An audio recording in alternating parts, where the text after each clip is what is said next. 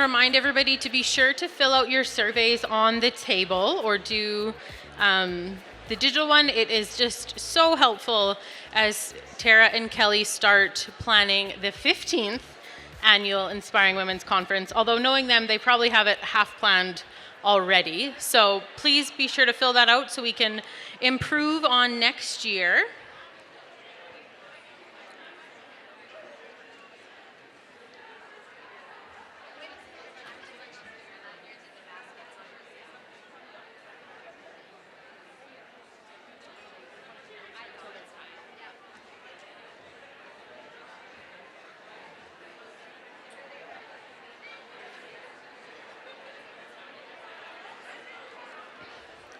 So before I introduce our keynote speaker, I just want to again thank our sponsors. Without their support, events like this wouldn't be possible.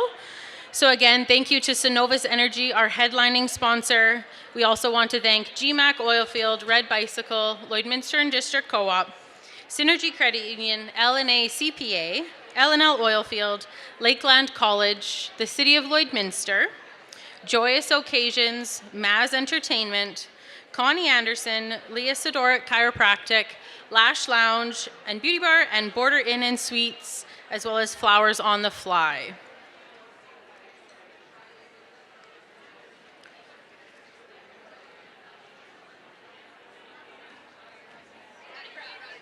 Right, yeah.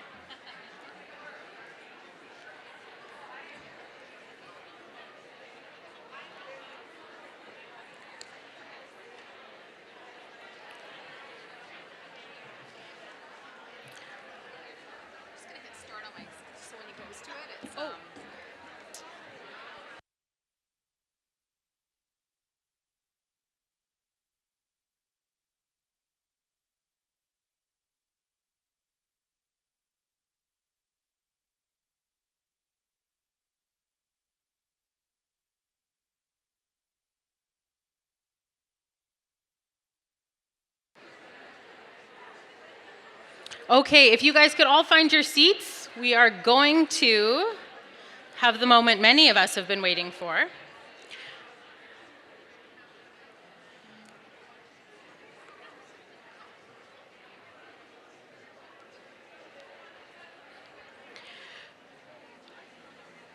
We have our keynote speaker, Tricia Miltmore. Tricia is an international speaker and certified management consultant. She empowers teams, leaders, and individuals to craft deeply satisfying life experiences. With firsthand experience as a mom of four, and anyone who's a mom of four is a saint. Truly. I'm not a mom of four. I will not be a mom of four. Kudos to anyone who is. And a lead passion igniter at Contagious Leadership Training. Trish understands challenges of balancing work, life, and enjoyment. Through her curated work-life synergy habits and hacks, she shares proven life tool strategies for personal and professional flourishing. Tricia's interactive presentations, workshops, and keynotes inspire audiences to elevate their work-life experience with relatable insights and practical guidance. As a thought leader on impact leadership, showcased on her Passion for Impact podcast, Tricia offers transformative experiences. Oh, and she adores chocolate, scones, Pinot Gris, I've heard other wines too, as long as they're white, and early morning walks with her golden doodle pup, Zola. So let's give a big warm welcome to Tricia.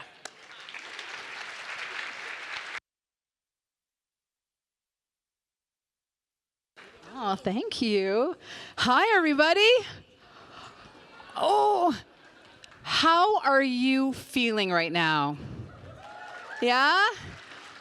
I have been here all day. I've been soaking up all the inspiration on stage. Have there not been some incredible stories told on this stage today? Right? Oh. I'm going to weave some of the things that I've learned throughout the day in this presentation. I'm so excited to be here. I am here to help you all rock your life. Hopefully, does it work? Did I make it work? I plugged it in. Did I do? Yes! Technology for the win! I'm here to help you rock your life. Why? Because everyone needs to have a guitar coming out of your butt. Once you see it, Can't unsee it. You know, the funny thing is, this was one of my very first logos that I had done for my Rock Your Life program at the time. So to give you a little context and background, I grew up in a music store. My family owns a music store. We have an audiovisual company as well, and we manufacture guitars. So that's the world I grew up in. And when I say music store, I don't mean like tapes or CDs back then or whatnot. It was actually guitars and drums and amps, and these rock stars would come into our store every single day, pick the most expensive guitar off the wall, sit down, plug it in, and jam it out, like serenade the entire store for hours at a time. And one thing I have definitely learned from these rock stars was their tenacity and how inspiring it was after 1 p.m. when they finally woke up. But they were so tenacious about their belief in their ability to be creative, to create something, and to give it to the world. And I think that's a little lesson we can all take from all of them.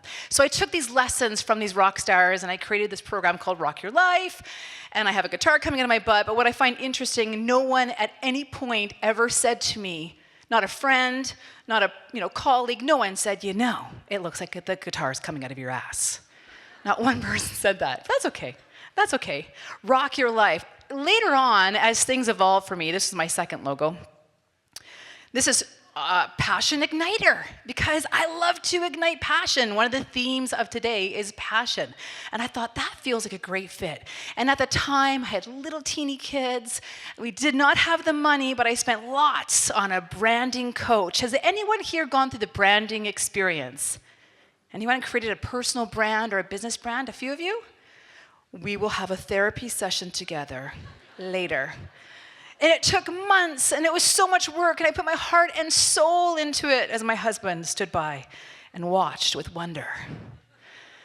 How much are you paying for this? How much do you get paid per hour? He's an electrician. He works at the local mill. He loves his job. Just very different than mine. So Trisha Passion Igniter. I got the URL. I got the Instagram. I got the all the things, and I even got business cards. Does anyone here own their own company? If you keep your hands up. Oh, come on, be proud. I see you. You're like, yeah, I do. You're a business owner, right? Yeah. You own. Okay. If you raise your hand if you have your own company.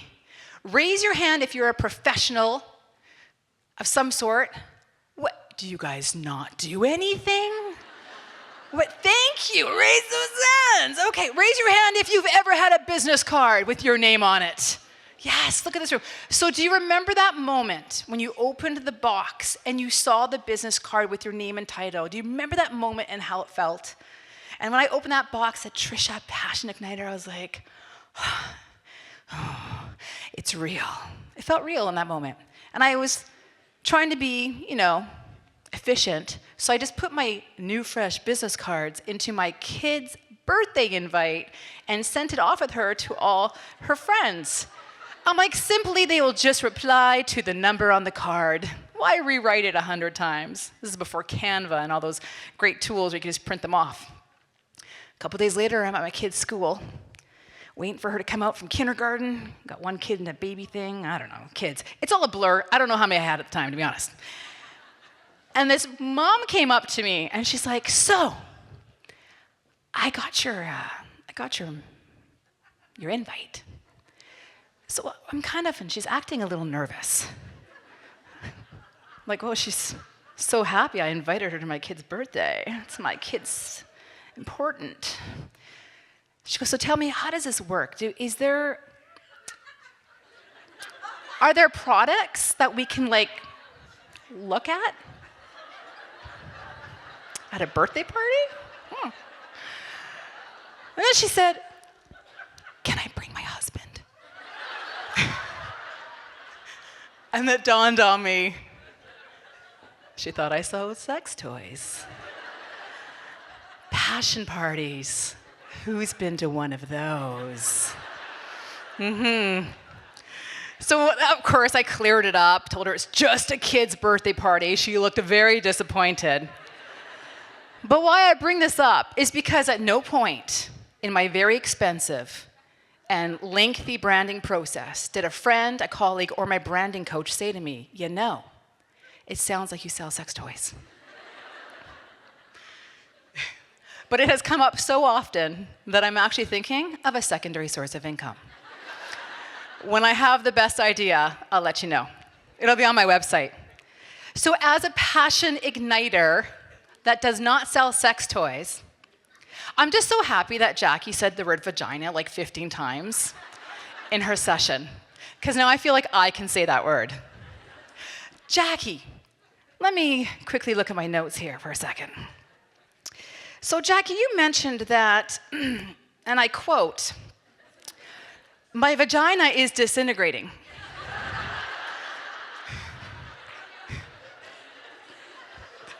I know we had to clarify that in the lunch lineup. That's literally the only notes. You said so many amazing things. You provided so much scientific data information. I know so much about progesterone and estrogen and stuff. But the only thing I wrote down was vagina disintegrating. Okay, sorry, side note. So as a passion igniter, I come to you with all my life experience, 30 years in business and retail, manufacturing, as a management consultant. Yeah, so my experience, my insights, but I also come to you from doing this work and working with many different individuals, mostly women professionals and women business owners, women, us, and some of you. Thank you for being here. Good stuff. And any other men in the room. Because truly, we need more men in these conversations. Don't you agree? We need men in the room. Yeah, absolutely. So through all the conversations with my work with all of you, I get to really, I'm a curator of wisdom. I get to package it up in a way that hopefully adds value to your life, insights, tools, and tips, as I'll talk about. And then you can use them when they resonate with you, or you can share them with those you work with, or maybe your daughters or sons, and hopefully to add value to your life experience. That is my goal. That is why I'm here. That is my mission. And there's so much wisdom all around us all the time. It's such an interesting era of information and wisdom. I mean, all you have to do is go online. Facebook, TikTok, not there yet, hoping it'll just go away. Instagram, LinkedIn, wherever you want to go, YouTube, and you get wisdom like this. In any given moment, we have two choices. We can step forward into growth or step back into safety. Yeah? It's pretty good. Who gets these memes on their social media feeds, right? For 2 seconds, you're totally inspired. You're like, yes! And then you go back to scrolling, the cats meowing to a song. How about this one? You get in life what you have the courage to ask for. I love that one. This one came on my feed just the other day. A gentle reminder that not every day has to count. Some days are about just making it to the next one, and that counts too. And anyone in this room has ever been in a place of darkness or one of the shades of gray, you know that this is true. And there's not only wisdom that inspires and empowers us, for just a little bit, but there's also some pretty funny stuff too. I love this one. I've started coloring to manage my stress and anxiety. There's two types of personalities in this world, right? Those who are looking at that just angry that someone would do that and not color it in properly. And then there's those of us who do that and get it, right? I love this one, a bathroom break. And if it's not the little hand under the door, it's the cat paw. How do they know? And the funny thing is, my kids now are 18, this is a test, but I got this. 18, 16, 13, and 7. And I still can't take a poop alone. Someone give me hope. Someone tell me it's going to change. Does it change? Oh, when they're never going to leave. I live in Kelowna. Where are they going to go? Yeah, but thank you for the hope. I appreciate the hope. More hope than in Jackie's presentation. That's not true, because all you have to do is go see Jackie for her hormonophonic? No, what was it? Harmonic? I think it's a great name. I almost remembered it. Go see Jackie, and you'll have lots of hope. How about this one? Stop doing this to your pictures. Poor Yoda. Aren't we allowed to age? Is it not a thing? Okay, from inspiration to insight, we learn about ourselves on social media. Which element is your go-to? Is it A, B, C, or D? If it is A, raise your hand, proud. That's not proud. Thank you. Okay, we got a few A's. How about B? Oh, C? C always gets a lot of hits, yeah? D? Look around the room, those are your people. This is your networking challenge, source them out. Personally, it's D for me as well. Maybe it's a right hand, left hand. Maybe it's suggestion because the pot is on D. I'm not sure. Okay, another question for you. This came up in a podcast recently that I was interviewed on. And the final question, look, they're still talking about which element. They're like into it. Are you arguing? I feel like there's a little tension. It's okay. You can have your own element choice. I'm just bugging. I was asked this question on a podcast recently. I thought it was so interesting. He said, last question for you, I ask every guest. If you could only have a spoon or a fork for the rest of your life, what would you choose? Immediately, with utter ridiculous, arrogant confidence, I was like, of course, a fork. Why would a fork? How am I going to put a spoon in my steak? How am I going to cut it? How am I going to give a fork you can scoop? It made total sense to me. And he said, oh, that's interesting. Most people say a spoon. So in this audience today, how many of you would say a spoon? What is wrong with you? Like, it still confuses me. I've thought about this a lot because I ask this a lot and I'm still confused. Okay, and the fork people, loud and proud. Okay. Let's talk afterwards. What I love about these questions on the internet is it gives us a moment to pause and reflect. And it shows, just in this room today, that we have many similarities, many similar experiences, but we're vastly different in our ideas, our beliefs, and perceptions, and that's okay. It is okay. And we can come together still and learn together and grow together. And it is our life experience that is the gift we give to others. And here is something I know to be very true. Regardless of anyone being on this stage today or in the breakout sessions, and there were some amazing, fabulous, thought-provoking speakers, regardless of all of us being here, it is the conversations that happen at the table, the conversations that happen in the lunch lineup, or at the next break. I guess there's not another break, is there? Well, at the end of the day. But the conversations you're having amongst each other that provide the most gold, because something you hear today or have heard will shift or subtly change the trajectory of your life experience. Because you found out that someone else is going through the same thing. Or you heard an idea that turned into another idea for you. So that is the real gold of these kind of conferences. And it's the giving of our life experiences that really is a superpower, dare I stereotype, for us women. We are givers of our experiences, sometimes when we don't even want it, right? But it is a superpower. So right now at your table, find a partner, probably someone sitting next to you. So just kind of like do the whole uncomfortable eye thing, like you and me, yeah, okay. Should we? Okay. Partner up. I want you to look at your partner. So you can do it right now. They'll give me a little bit of noise. I'll talk loud. Find your partner. You're partnering up. And if there's an odd number, you can go in threes. You can have a threesome.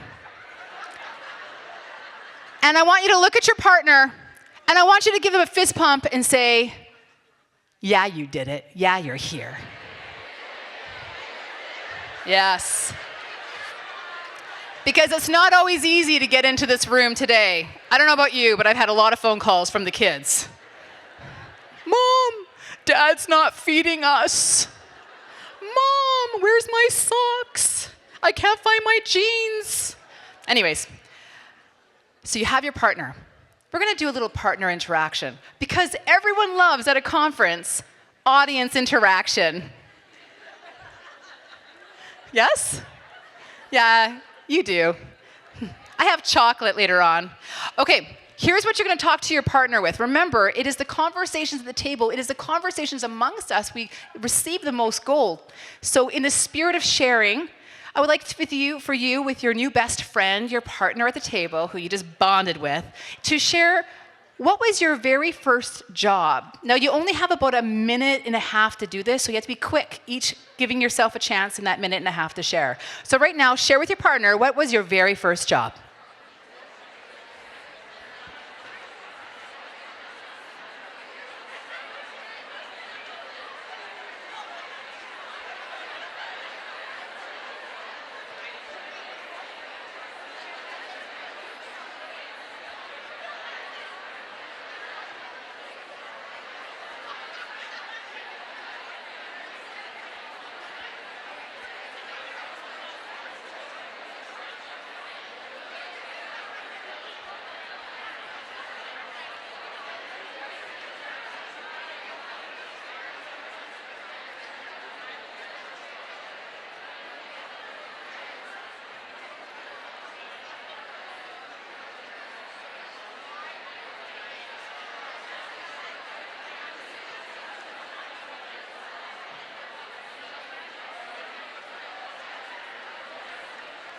Thirty more seconds.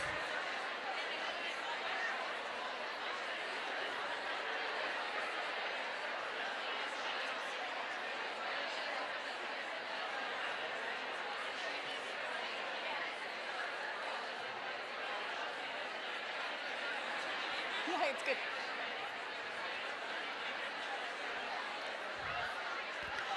Okay. Thank you for playing along. I appreciate it. So you now know your partner's, your best friend's very first job.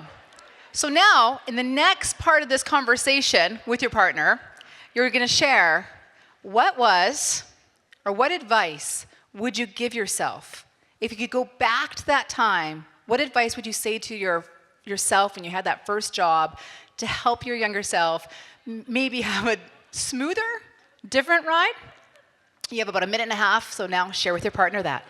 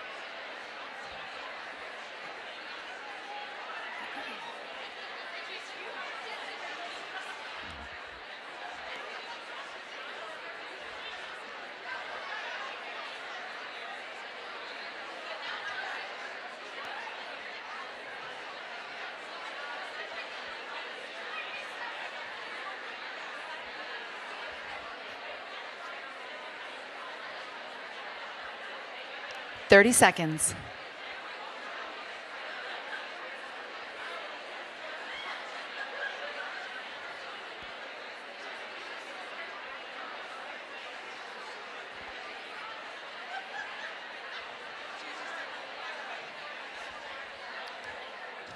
Okay, so I'm going to come on down here because I have two things that are important in my hands. I have chocolate and I lay.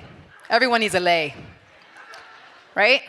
So, would anyone like to share some brilliant inspiration or wisdom that they heard from their partner that partner would have said to their younger self? Don't leave me hanging. Oh, way over here. Okay, I'm coming. I do need to get my steps up because I'm in.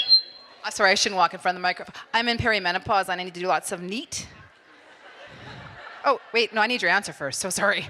Got way ahead of myself. Wait, what's your name? Sophia. And get therapy. That is brilliant wisdom, actually. That is brilliant wisdom. Thank you for sharing. Anyone else? Oh, back here? Oh, wait, no, sorry. Wait, you get to choose. Would you like chocolate or of course. Everyone chooses chocolate over lait. Okay. And the wisdom is, what's your name? It's Tanisha. Don't let that man take your power. Oh. Yes. Here's your lei. Wear it proud. I expect to see it on for the whole session. Thank you for sharing. Was that your wisdom? Don't let the man take the power. And, we were talking about this at the table earlier. I worked 18 years in radio and in public relations, whatnot, and we were just talking about this. The worst bullying I ever received in the workplace was at the hands of other women. So we'll add to that, don't let the men or the women take your power. Yeah, which is easier said than done, and hopefully some of these tools can help. Thank you for sharing. Here, a round of applause for our volunteers.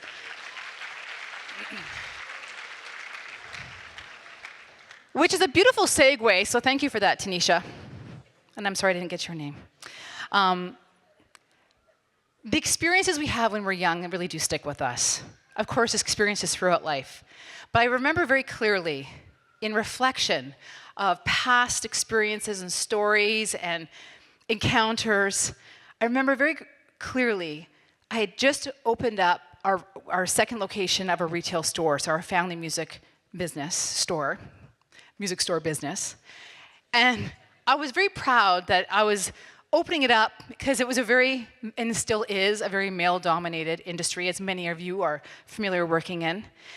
And it was a brick and mortar store, and I just put my heart and soul into that store. I was working like 6-7 days a week, and I knew the business because I'd grown up in it, but of course doing it on your own is a little bit different. And I was really focused on customer service. I'm like, if I can just give the very best customer service, I can stand out from the competitors, smaller town, smaller market. And this one man had come in and ordered a strap, a guitar strap. It was called the Squid. I can't believe I can remember the name of the stupid strap, but I can barely remember my kids' names. How does that work? And the strap, I called the supplier. I asked if they had it. They said yes. We ordered. He paid for it. Shipment comes in 2 weeks later. Was there a strap in the order? No. Oh, back ordered.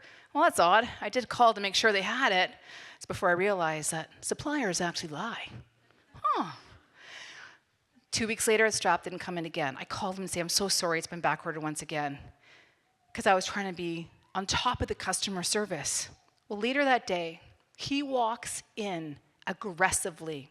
And in front of my staff, walks up to me while I'm behind the counter. And he says, listen, I'm a business coach.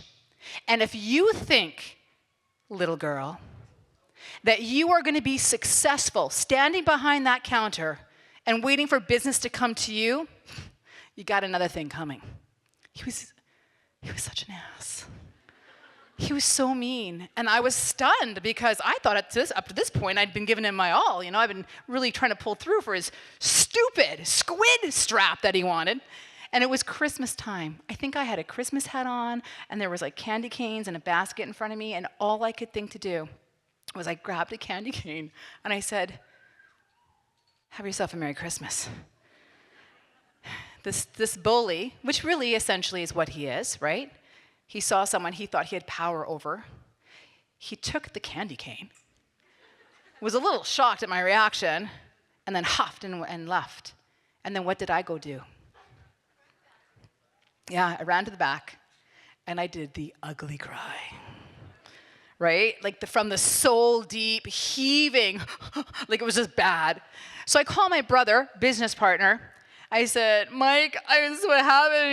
He was so mean. I tried so hard. I was just bawling. He could barely understand what I was saying. And he said to me, and I don't want to give my brother a lot of credit because he's my brother, But he said to me, well, Trisha, we don't want him as a customer anyways.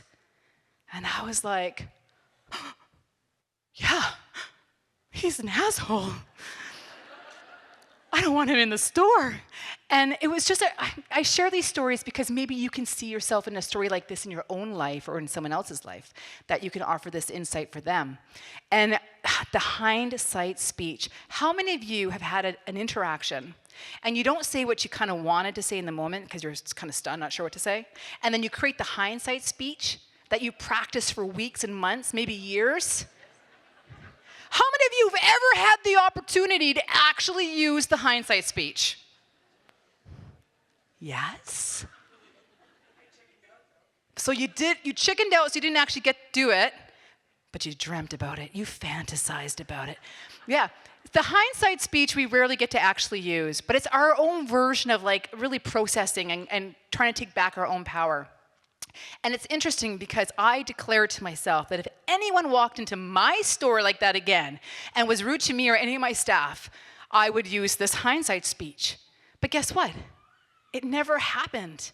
Because when we show up in the world in a different way, the world treats us in a different way. And it was clear to me that because I had a little bit more presence, and who knows, maybe the situations never came about. I had angry customers, but no one that was that mean and cruel. So some food for thought. But our experiences, they all come together and they create who we are, our expectations, our beliefs and perspectives. And we have to be really careful when we reflect back about things that have happened. I'll give you an example, another one here. A while ago, I was actually asked to speak at a local event called, are you sure?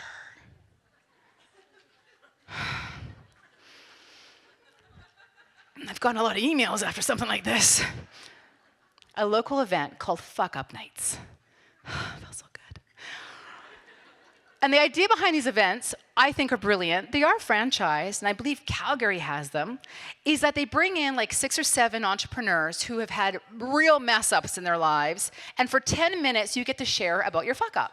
It's a good idea, right? Who would go to an event like that? I would.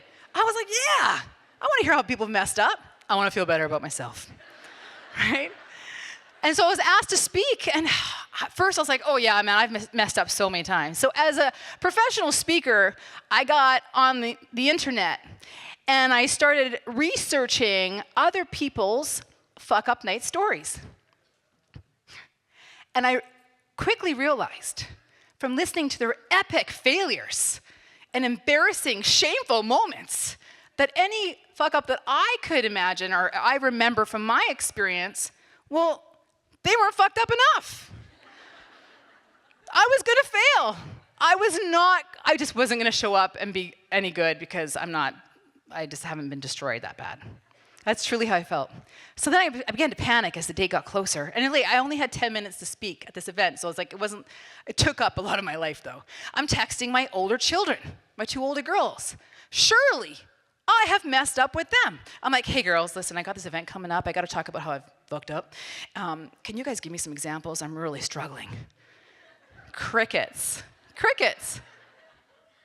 Hey girls, I know I've traumatized you in some way. Start with that. Finally, the little dots, little message dots. My oldest, my sweet, sweet child. Mom, you haven't fucked up.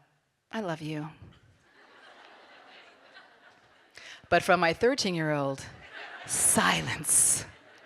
Silence. And I'm like, oh yeah, she's like writing them down, thinking it through, but won't tell me because we don't talk. Finally, she actually did pipe in, and all she said was, I'll tell you what you did wrong, Mom. You agreed to do fuck-up nights. I'm like, thank you for your wisdom, child. But it was brilliant. I thought back, okay, I remember one time I planned a local workshop. When I first started speaking, I spoke to youth. I was like 17, 18, so I planned workshops. And I had a community workshop. It sold out, and then I forgot to go. That was embarrassing. Had to refund that money.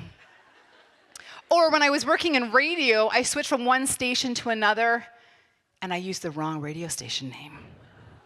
Yeah. I was like, in the summer cruiser for 97.5, 98.3 CIFM. And of course, the program manager called right away. He's like, hey, what station do you work for? He was nice, though. He was a great, great, great leader. He was funny. Made me uncomfortable that moment, but that's okay. I called my brother, Mike. Come on, siblings, they got things to tell. I said, Mike, I need to know, when have I really messed up? He's like, remember that one time in high school you used student funds to hire a belly dancer for a pep rally? And she shook her breasts in the principal's face? I was like, yeah, that's a fuck yeah, not a fuck up. Now, what really stood out was the original experience that, when crappy things happen, they stick to you like Velcro, yes? The good stuff, the really good stuff kind of comes off like Teflon, but the bad stuff sticks to you. And I recalled a speaking engagement. And I hadn't thought about it for a long time, but it just kept coming up. So this is the one that I ran with. And this is the story that I told at fuck-up nights, and I'm going to share it with you. I was speaking at a university many years ago, and it was a mixed crowd. It was like PhD doctors, doctorates or whatever, and admin, like all kinds of college admin people. So it was a really interesting mix. The HR person who hired me actually said, good luck. I was like, I got this. So I'm sharing a story in that presentation about how when I was young in the music store, there would be certain people who would always be there visiting with my dad having coffee. Upon reflection, I wonder how they had the time. Did they not have a job? Literally, every time I go there, they're visiting my dad having coffee. And there was one gentleman, and I thought he was really old, but he was probably 40. And I really looked up to him. He kind of had this presence about him, right? And one day, I was about 17, he said, Trisha, what is it that you want to do with your life? Because every 17-year-old knows what they want to do with their lives, right? But I did. Piss and vinegar. I was like, I want to be a motivational speaker. I'm going to travel the world. I'm going to do this. I'm going to do that. I'm going to be an event planner. I was never an event planner. Terrible at detail. And I just vomited on him every dream and hope I've ever had. I was like just so driven. It was like a curse. I just had to achieve. And he listened, and then he very calmly looked at me. And so he looked at me, but he kind of puffed his chest a little bit, stood over me while I was like this. And what was I waiting for? I was waiting for his validation, right? As we often do. Where in your life are you waiting for validation? And I looked at him with these big eyes, and he looked down at me and he said, Patricia, who is going to listen to you? What do you have to say? Which is kind of funny because I didn't know how to answer that because I really didn't know what I was going to talk about yet. And I was like, oh. And in that moment, he was trying to save me from failure. I've caught myself doing this with my own kids. I got to catch myself when I do it for sure. He was trying to save me from failure. But in the moment, I felt deep, embarrassing shame.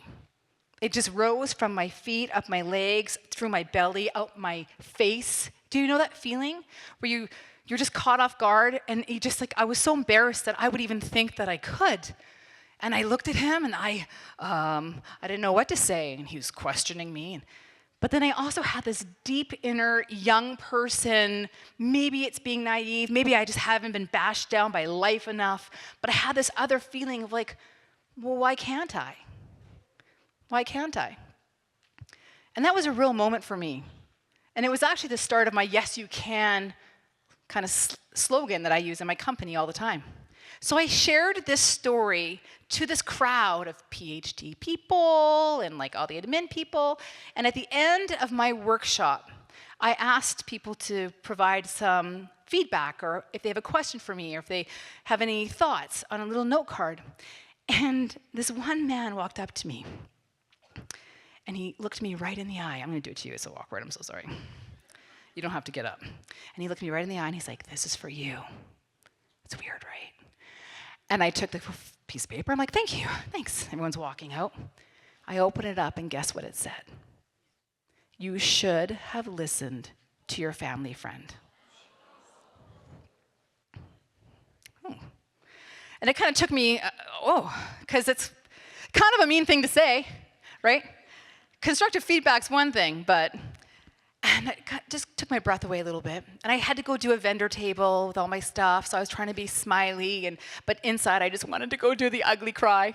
And then I had another gentleman come up to me a little bit later on as the event was winding down. He said, I have a PhD in psychology, and I just want to let you know you're doing a great job. Yeah, keep up the work. I'm like, thanks, as I'm putting everything away because I need to go to my car and bawl my face off.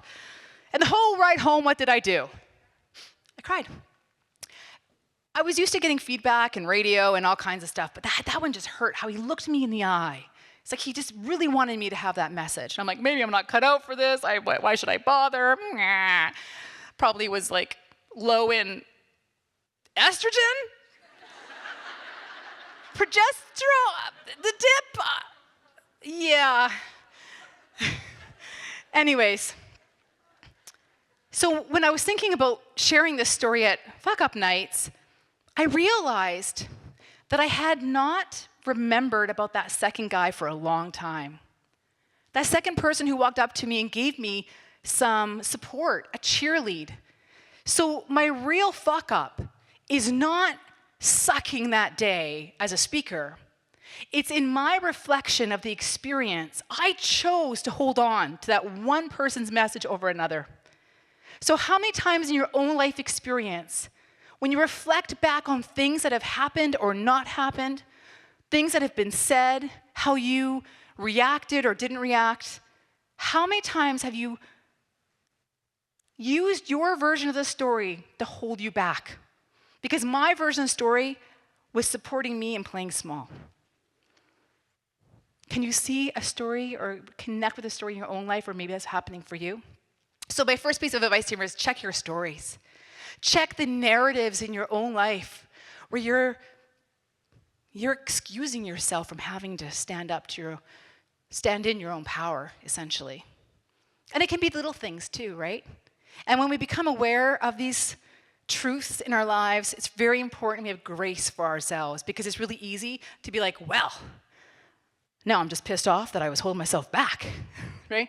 We have to have grace for ourselves. So check your stories, the narratives in your lives that are holding you back from truly rocking your life, from using your passion, from elevating your life experience and igniting momentum for yourself and for those around you as well.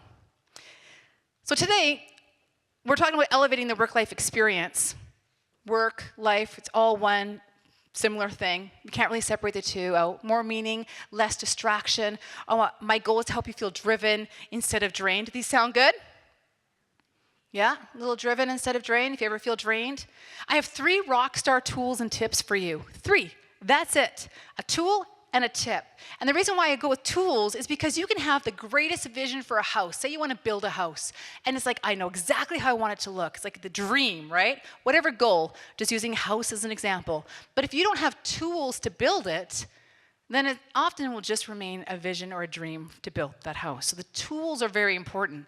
And the tips are actions you can take immediately to feel momentum, to use those tools right away. And it's not about overhauling your life. It's not about transformational change. It's about everyday things you can do to empower your work-life experience. But before we get there, we do have a so fun game to play. So fun. You're like, oh my gosh, it's 3 o'clock. Do I really have to do this? Yes, you do. Because you are going to play along, because it's the way we expand and grow. So here's how it's going to work. Remember your best friend. You and your best friend are going to have a conversation with each other where you are going to talk about the best date you have ever had. And you're going to do it in complete gibberish. Does anyone here not know what gibberish is? Okay, you don't know gibberish? I'm going to hook you up. Who does know what gibberish is? Yes. Anyone at this table know? So I don't have to walk so far? It's all good. Okay, so you know what we're gonna do? For anyone who doesn't know what gibberish is a completely made up language, right? You can't use a second language, third language, I don't know. And it's using a completely made up language. So here we're gonna talk about our best date ever, right? Let's stand up, let's do this together. I was like,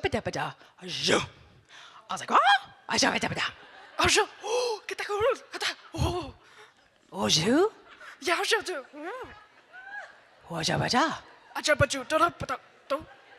You get it? Right? So with your partners, stand up, stand up. We're gonna do the standing up, get your blood moving a little bit. For 1 minute, you talk about the best date you ever had, and go.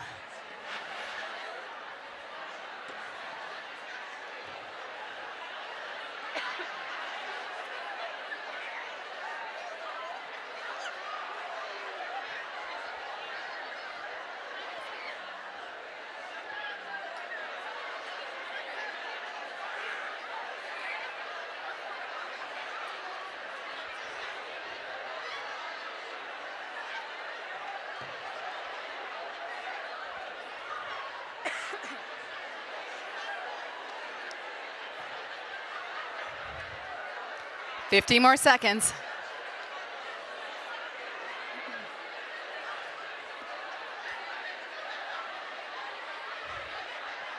And time. Give their partner a high five or a fist pump. Say good job. Oh, good times. Okay. I'm sorry. I'm not sure what your name is. Yes. What's your name? Sorry. Arlene? Harley. Arlie. I got it. Arlie, I don't know what kind of date you had, but this is what she was doing.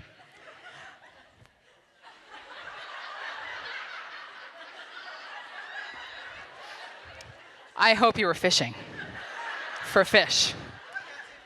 Can I just offer you this lei for being awesome?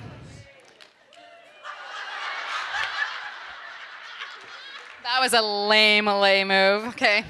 Thank you. Please wear it throughout the session. Oh, that's fun. Thank you for playing along. So there's a reason for this. The reason why I had to do this is because when we do something so out of the norm and we put ourselves kind of in that really uncomfortable space, neurons start really processing. We're very habitual. How many of you get up every day, you do the same thing, same routine, you're comfortable? The older I get, the more I need to be in bed by 9. I need my own pillow. I have to travel with my pillow. Like we get into these routines, right? So when we do something like this, it opens us up and it allows our brain to be more receptive to the ideas I'm about to share with you in just a few minutes here. The mind gibberish game.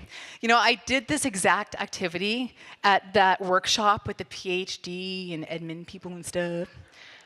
And I had this one person come up to me.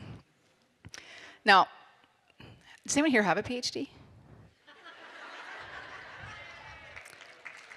You're awesome. I bow down to you. Do you work at a university? Yeah, okay.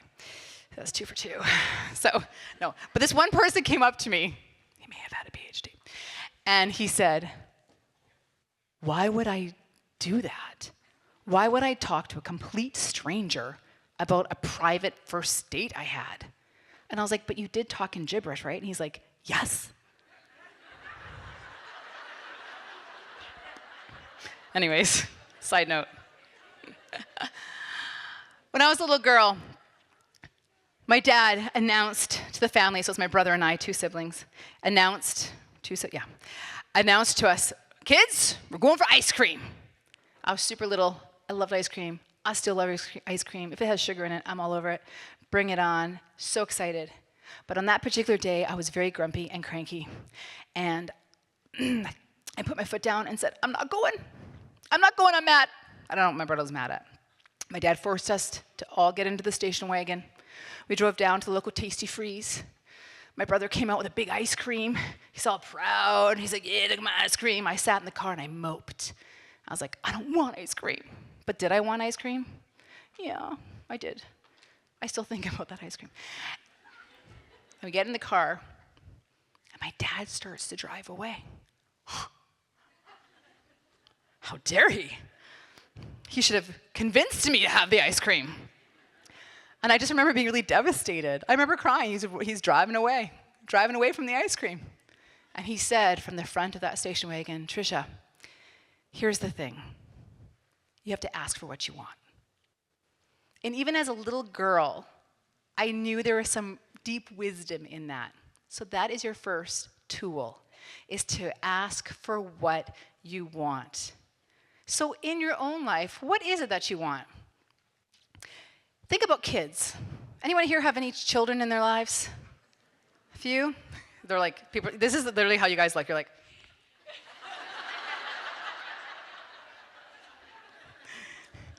maybe you remember when you were young, or you have kids, or you're an aunt, or there's kids around you in the neighborhood, but you've never seen a child receive a lollipop and be like, I don't know if I deserve this lollipop.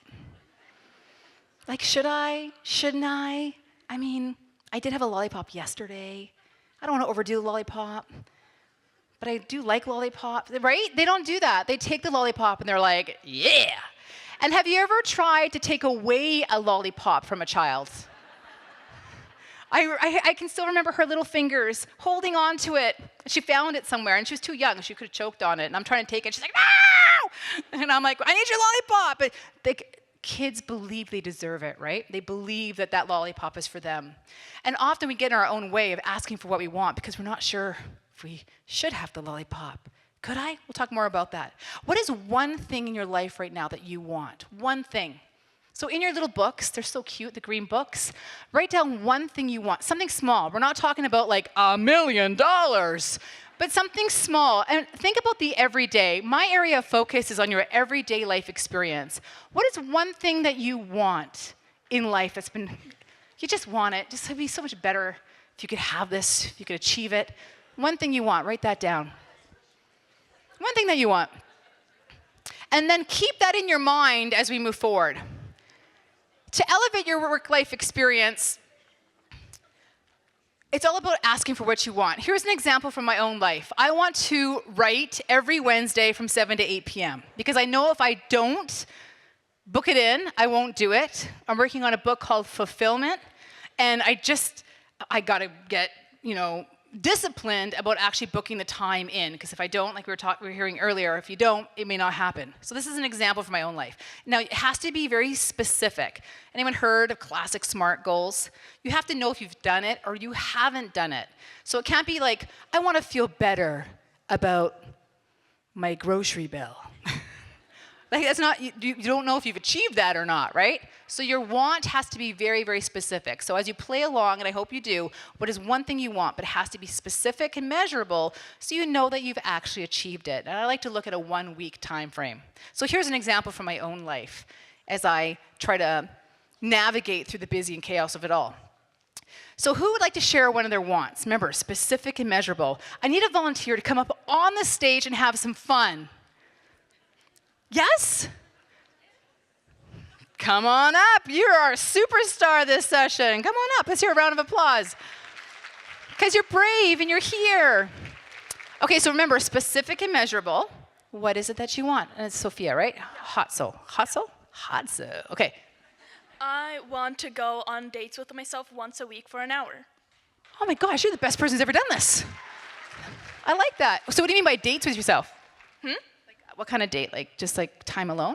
Yeah, like time alone, going to a restaurant with myself, or just like taking a bath, or like going on a shopping spree all by myself, or like just sitting and journaling, just like putting time specifically to like learn myself, to learn to love myself. Oh my God, who are you? I love this. Okay, so come on up here. So that's powerful, right? This is what you want to do. I can feel the energy behind it. Now, think about what you wrote down or what you have in your mind. You want to you're living through Sophia right now. So yes, I want to. Now we're going to change it a little bit so we have a different energy to I get to. So the exact same phrase, but just say I get to. I get to go on dates every week with myself for an hour. See how it feels a little different? Want to, I want, I get. You ready to level it up even more? I know, it's crazy. I choose to. That's way more empowering and inspiring than want or get. So now you're going to say, I choose to. I choose to go on dates with myself for an hour every week. Measurable, specific, and this is what we need to do in order to use this tool to ask for what we want. We actually have to get out there and ask for it and do it, right? So now what's going to happen is with all the energy of your entire soul, every ounce of your faith in self, you're going to use this phrase. You're going to say it loud and proud, and then everyone in this crowd is going to get up and give you the most unbelievable standing ovation. Are you ready? I'm going to give you the microphone for this moment. Okay. I choose to go on dates with myself for 1 hour every week.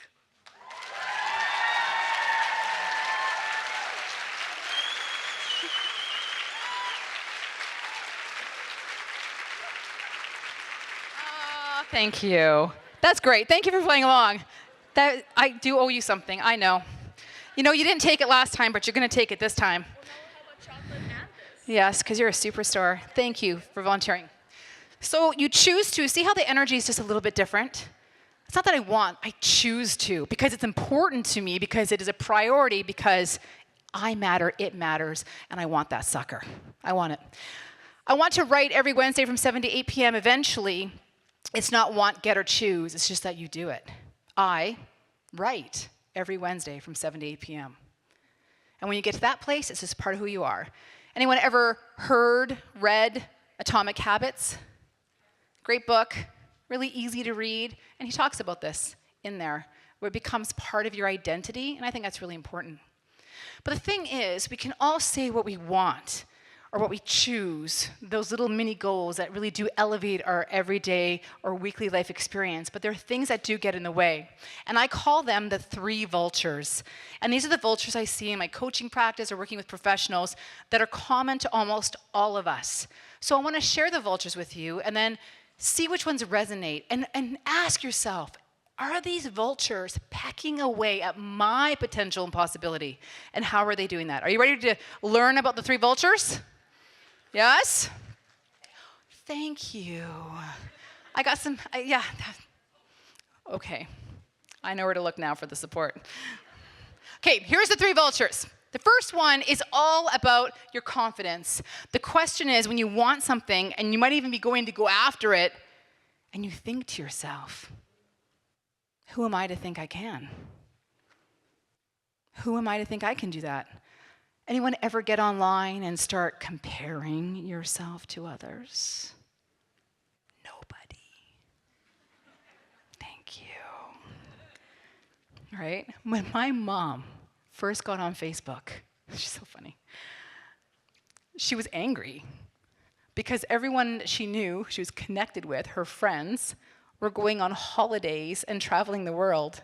And she's like, well, I want to be on holidays traveling the world. I'm like, Mom, it's a highlight reel, right?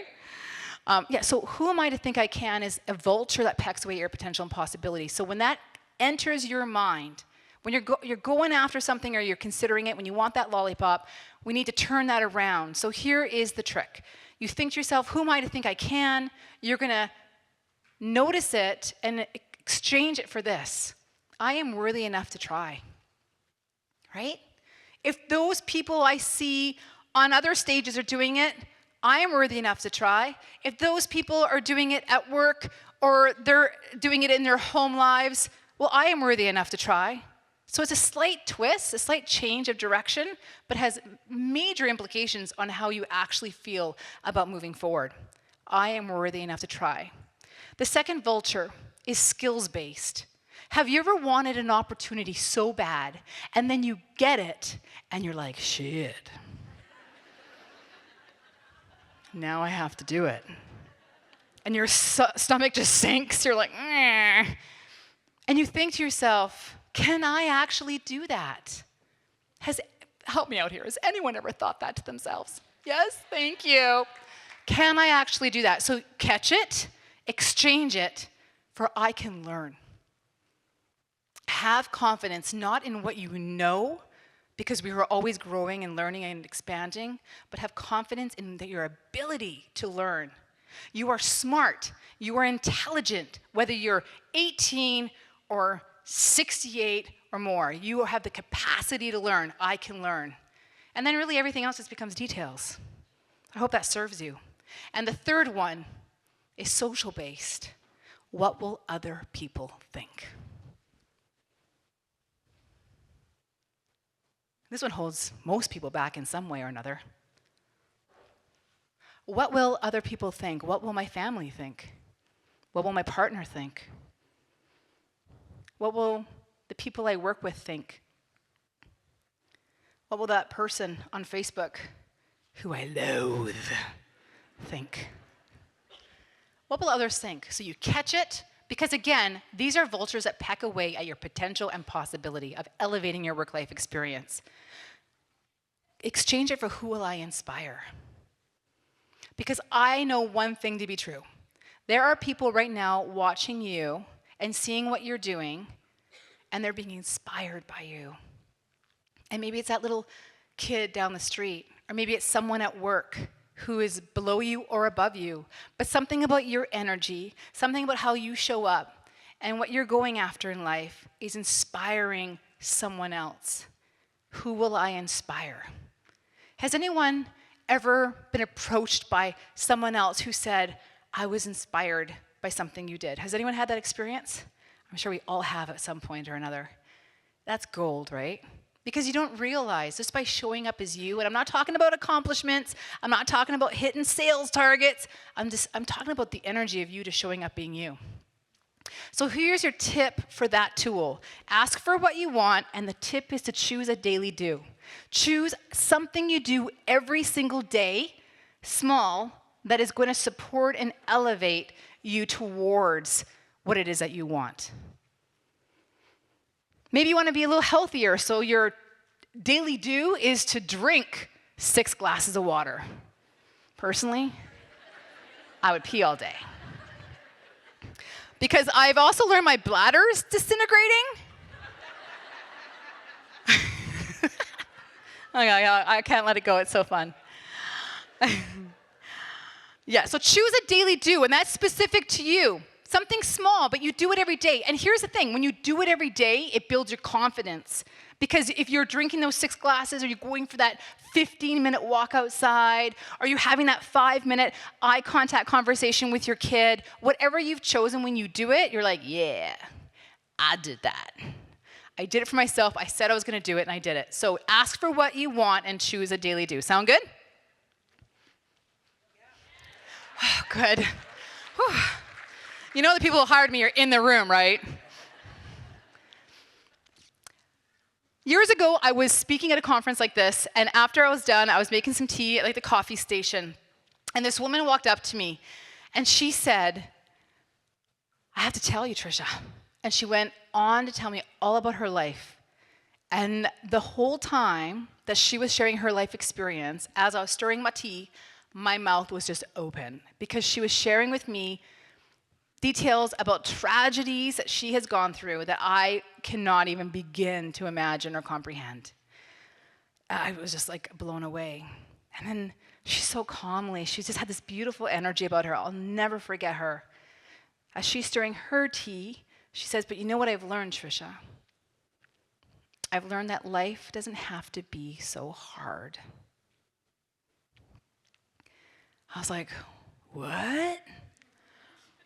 Because here's my internal reaction. After this beautiful soul had just told me about all her tragedies and things that she's been through, my reaction internally was, yeah, right. Like, do you have to make 3 nut-free sandwiches or lunches every single day? I totally appreciate the nut-free, by the way. It's just, it makes it hard, right?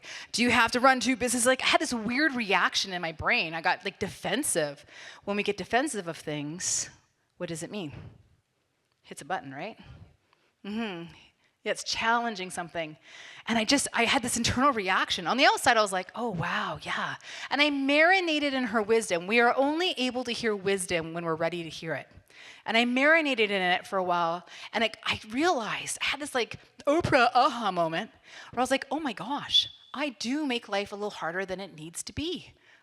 How I approach things. I was raised with, Tricia, yes you can. Yes you can. You dream it, you can achieve it. But on the flip side of that coin, I also saw from everything in our businesses that it's going to be hard and you're going to have to sacrifice and it's hard, hard, hard. And that's literally how I approached everything. So what storylines, what songs, what themes are running in your background? We're not even aware of them most of the time. But when she said that, it tripped a nerve, it challenged me, and I realized, yeah, I make life a lot harder than it needs to be in so many ways because I try to have control over things, control outcomes I have no control over, worry about what people think when I have no business or ability to influence it anyways. I got really jazzed up, actually, on the drive home. I'm like, oh my God, this is my problem. This is why I'm weird. I get home, and my husband's there, the kids are all over my legs, small again, and I'm like, oh my gosh, Dom. Oh my gosh, I was at a conference today and this lady said this wisdom to me that life doesn't have to be so hard. And then I was like, at first it kind of became defensive, but then I realized that maybe I make life harder than it needs to be. And I'm thinking, yeah, that must be it. Do you think I make life harder than it needs to be? How does a husband answer that? He's like, I'm not sure the right answer. And the funny thing is, that realization just made such a big difference, such an impact for me and my life experience. And ever since then, I literally live by this mantra, stop making life harder than it needs to be. So in what ways in your life experience are you making things harder than they need to be? Who here sometimes does that? Maybe. It's because we're detailed we try and take care of everything, right? Anyone overthink? Yeah? I just want to let you know the Overthinkers Club meets Wednesdays at 10 in the Prairie Room. We tend to overthink. That's one example of how we make life a little bit harder than it needs to be. Expectations are another one of how we make life a little harder than it needs to be. Anyone here have unrealistic expectations? Yeah? So there's a storyline in my house. It involves a dishwasher. The thing is, I don't understand how my husband, Dom, how he can be so smart, so intelligent. Like he can do math problems that I didn't even know exist, but then he loads the dishwasher like an animal that is not sentient. I am not proud of this, but this is what happened. So he's off at work. I see the dishwasher loaded. I go to turn it on. I'm like, what the? So I take everything out of the dishwasher. No, first I take a picture of each rack. Then take a picture, send it, take everything out, put it back. It now fills a third of the dishwasher because I'm so good at it. And then I take another picture, send it, because that's inspiring. That's me being a good person. And on it goes. Was he happy? Actually, I don't think he cares. It must be so hard to live with me. But I thought I'd proven a really good point.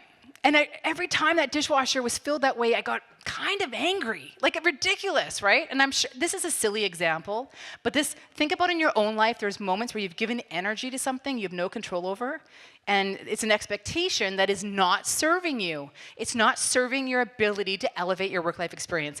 So the dishwasher is an example in our own life. So here is my, this is actually how I look when I see the dishwasher like that. So here is a tip. We got to turn down the frustration, right? Choose to turn down the frustration, even just a little bit. So I have worked really hard on this, and I like to say I'm almost graduated. When I see the dishwasher loaded that way, I think, nice. Some fool loaded the dishwasher. I put the puck in, and I turn it on, and I think nothing of the water we're wasting. So in your own life, with these expectations, how can you turn that reaction down? Because we give our power away when we give our energy to something we have no control over. And we want to take that power back because we want to elevate, not drain. Drive, not drain. So in what ways are you and your expectations giving away your power? And how can you turn them down ever so slightly just to make a little bit of difference? Does anyone have an example from their own life? They moved out? You're like, all you have to do is get rid of the person. This is the answer. Was it a child? You are free of 3 children. Oh my God. Temporarily, they'll be back. They're always coming back, right?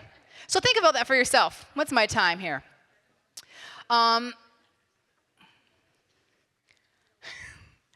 It's funny, when you become aware of the things, and often these expectation responses where we give our power away, the energy, it becomes like our daily experience. We don't realize we're doing it.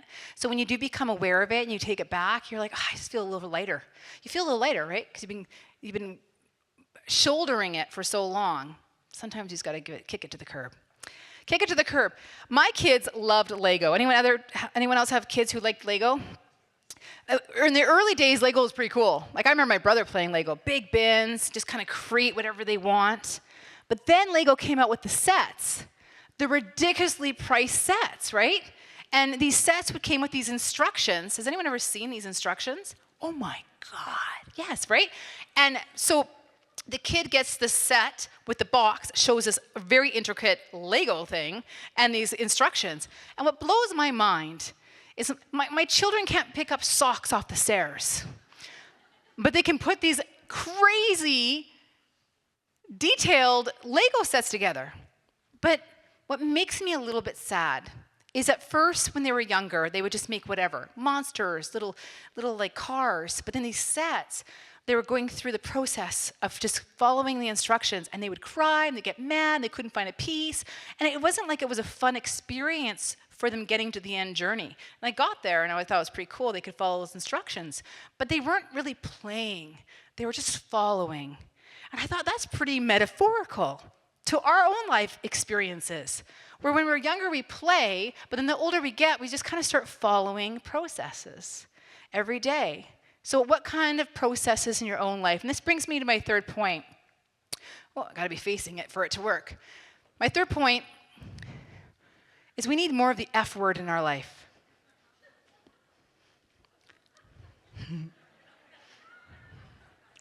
Which one? Anyone want to guess what the F word is? Fun? Fun is good. It's a different F word. Anyone guess what other F word it is? Fire? Freedom is good too. God, free me of the pressures. Sorry? Feral? Could you imagine us actually going feral? The world would be on fire. Yeah. Anyone else? Haven't hit it yet. Forward? Failure? These are all good F words, but not the right one. Focus is also good, although I feel like we have a lot of focus in our lives. Fulfillment, title of my upcoming book. I had to put a plug in, right? The actual F word that I'm looking for in this case, oh, you wanted to guess? It's not, but that would be fun. We need to engineer frivolity. I know. Who would have thought, hey? We need to engineer frivolity in our life experience. Frivolity, for anyone who's like, oh, what does that mean? It's a lack of seriousness and a little lightheartedness. And this is what I have found to be very common with women. And I get it, because I'm the same. We tend to be the ones who are managing everything, taking care of everything, thinking of 5 details before they're even anticipated. But we're sometimes less often playing. Can anyone relate to that? Or is that just me? A few people? So I'm going to challenge you, and this is your third rock star tip, to engineer frivolity in your everyday life experience a little more. You can look at it as a week instead. So I'm not talking about going to Mexico next year or in 6 months. I'm talking about your everyday life experience, because it is the everyday life experience that builds our total life experience, right? So engineer some frivolity, that lack of seriousness, some lightheartedness. So what would that look like for you? How can you have a little more frivolity in your life? And for everyone, it's different. For some people, it's like, well, I'm going to go to a dark room, close the door, and be by myself. For other people, it's to go out with friends. For some, it's to do a painting or draw, use their artistic abilities, or even discover them. And for others, it could be cooking. So in your own life right now, and I know the day is almost done, you've been here all day, what can you think of that really fires up your spirit? It just makes you feel good, makes you feel calm, makes you feel fulfilled and satisfied. And how can you add that into your daily or weekly life experience? We often speak about the bucket list. Anyone hear of a bucket list? The stuff you're gonna do before you die? So inspiring, right? You got your bucket list? Yeah. You know, I think about your experience, right? And like you were told to get your affairs in order. Yeah, so your brain immediately, you probably went into reflection mode, like, you know, what have I done up to this part? And then, of course, that creativity and what you do now, so freaking inspiring. Like, was that not an inspiring story? Yes. And I would imagine your bucket list may have slightly tweaked or changed after that experience. Is that right? You're like, fuck yeah. Yeah, right? You're gonna put yourself forward. It's all about you at this point because it's your life. We're just not selfish enough. I love it. So we have these bucket lists, and I think they're great. I think they're great. We need a bucket list. I want to go to Ireland. I want to sleep in a castle. I want to have uninterrupted sex. I don't know. It's the little things. But I want to talk to you about the stuff you do every day. Inviting that joy, fun, and fulfillment, that frivolity into your everyday experience, certainly at least in the week. So you know the fuck it list everyone talked about for a long time? Or the fuck it bucket? Sorry. Anyone ever heard of the fuck it bucket? Yeah? So at the time it was like, once you hit 40, just don't care. You know, like, or your 50s or whatever, and you got a fuck it bucket, you put your fuckets in there, woo! I mean, if that worked, I think that's beautiful. I think I'm more worried about things now because I'm in perimenopause than I ever have been. So how about the fuck it bucket for, fuck it, I'm just gonna do it. I know I have 1,000 things to do and I have 1,000 responsibilities, but fuck it, I'm in. I'm all in. No, my husband bought me a book one year because he knows I like personal development, so every single year, actually, I get a personal development book for Christmas. And this year, it was the year where I got it, I can't talk anymore. It's called The Year of Yes from Shonda Rhimes. Anyone ever heard of it? So good, write it down. I highly recommend it. Shonda Rhimes created like Grey's Anatomy, Shondaland, Bridgerton. First season was the sauciest. So The Year of Yes. And the whole idea behind this premise, or the whole premise behind this book, was that in The Year of Yes, it was a kind of memoir-ish, that it was all about saying yes to things. So I read this book. You know, you read something, you get kind of jazzed up and excited. I'm like, yeah, well, this is going to be my year of yes. I go downstairs. Dumb. It's the year of yes. You know what? If I get asked to do something, I'm going to do it. I'm going to say yes to things. I'm going to dive in more. I'm just going to like live life. I'm doing it. He's like, wait a minute. So if someone asks you to do something, you're going to say yes? And I'm like, yes, I will. And he's like, well, it's going to be a great year. And I was like, yes, it was. But then it ended, and I was like, oh, God, that was a long year. So the year of yes. So I actually remember shortly after this whole declaration, we were at an event in the city, and they had one of those giant ninja blow-up things. You know what I'm talking about? Like the jumpy castles, but a ninja routine. Does anyone know what I'm talking about? Okay. And my kid, my youngest, was like, Mommy, come in. Normally, I'd be like, oh, no, honey, I'll meet you at the other end. But it's the year of yes. I'm like, fuck it. Take off my shoes. I work out. I do strength training and NEAT. And I'm sorry, here's my favorite person in the room right now. I can't help it. Vagina, vagina, vagina. And take off my shoes. And I'm imagining I'm going to do pretty good in this ninja bouncy castle because, I mean, look at those kids. They're flying through. And it's the year of yes. So I run in.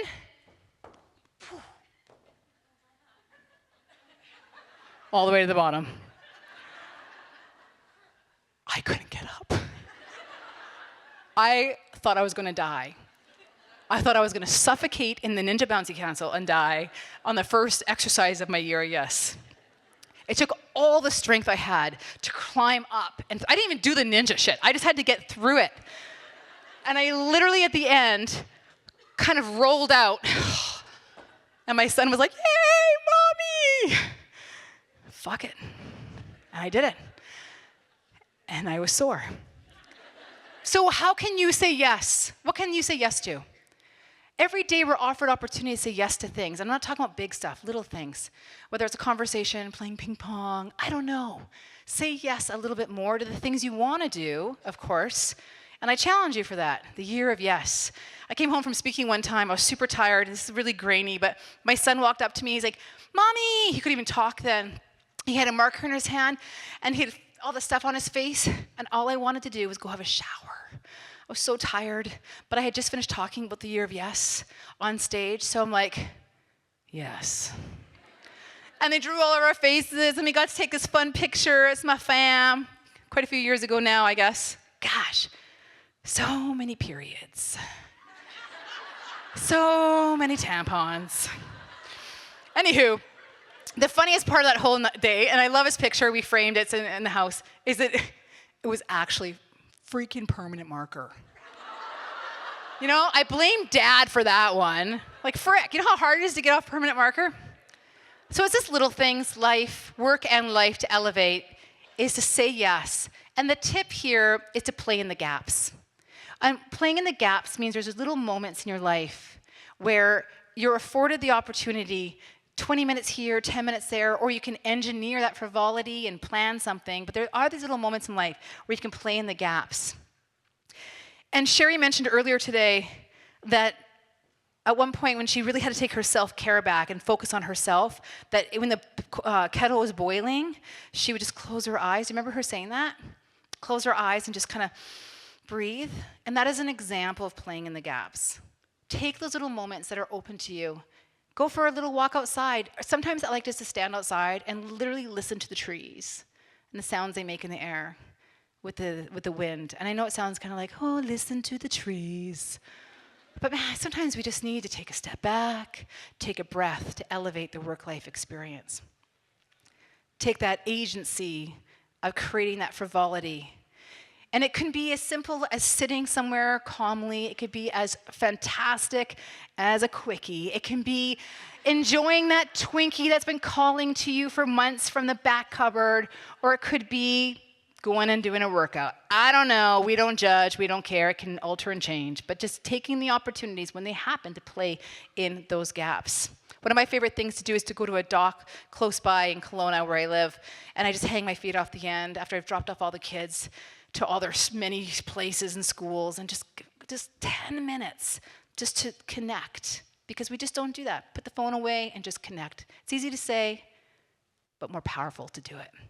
So play in the gaps. So there you have it, some rock star tools and tips to help you elevate your work-life experience. I actually have more for you, and this is a free e-course. If you want, it's by email. It just comes to you, absolutely free. There's nothing to buy. There's nothing being sold in it. So feel free to take that QR code, and you just sign up for it, and it'll come to you. It's a 27-day e-course with some insights and ideas of how to shift up your life experience, some more tools and tips for you. I do have one more quick story before I finish this all out. But before I do that, and do I have 5 more minutes? 10 minutes? Are we good? We're good? Okay. I want to do something really fun for a quick second here. I'm going to take a video. God, I hate doing these kind of things, so I suck at the technology of it all. But they're so fun. So we were at what? The Inspiring Women's Conference, yes? Yeah. Are you feeling inspired? A little bit? Here and there? So I'm going to do a quick video. I'm going to say we're at the Inspired Women's Conference, and we are, and then everyone's going to stand up and scream and yell. Well, no, we're not going to scream and yell. We're going to say, inspired! Can we do that? Wait, we should practice first. Okay, so I'm gonna be like, I'm gonna put on a video first, because that's the important part. I'm gonna say I'm gonna put the microphone down.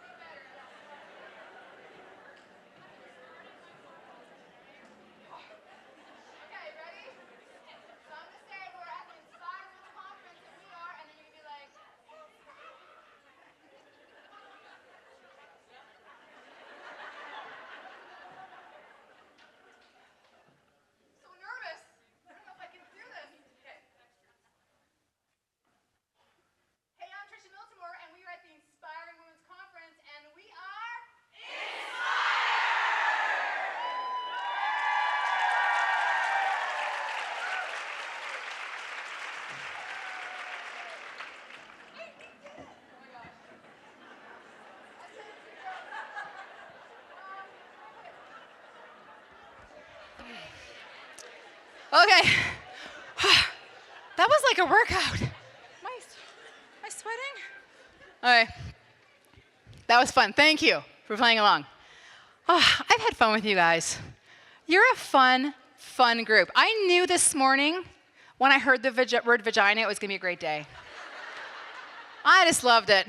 I truly am grateful for you because you are here and that allows me to do the work that I do. And I truly hope something I shared with you today, an idea, a tool, a tip, a side comment, helps you, provides value so you can elevate your life experience. One last quick story. So remember the mess up nights, fuck up nights, when that guy handed me that note? Well, remember the hindsight speech that we never get to use that I was talking about? Yeah, I thought about it so long and so hard because it really impacted me. I thought, what would I say to him? So I can't use that hindsight on that person, but I can share some of my ideas with you, and I have 3. I would open that little piece of paper, read it, soak it in, and then look back at him in his eyes. And I would say, thank you. Thank you for being a world-class ass and for providing me with some fantastic keynote material. I would say thank you for affirming in me a lesson my immigrant mother taught me when I was very young. She told me, I remember this very clearly, she said, honey, you got to forge forward even when you do not receive the respect that you know you deserve. He affirmed that for me, so thank you. And finally, I would say thank you for teaching me a life lesson that I have used from that day forward once I was able to process it and learn it. And it is this truth. I choose to allow what other people say and do to affect me, but I also choose to not allow it to infect me. And I would look at him in the eyes, I would move aside so he could carry on his lovely life while I continue on mine to raise my own passion up, to elevate my experience and hopefully ignite it in others, which is rocking your life. Thank you so much for having me. It's been a pleasure. Thank you.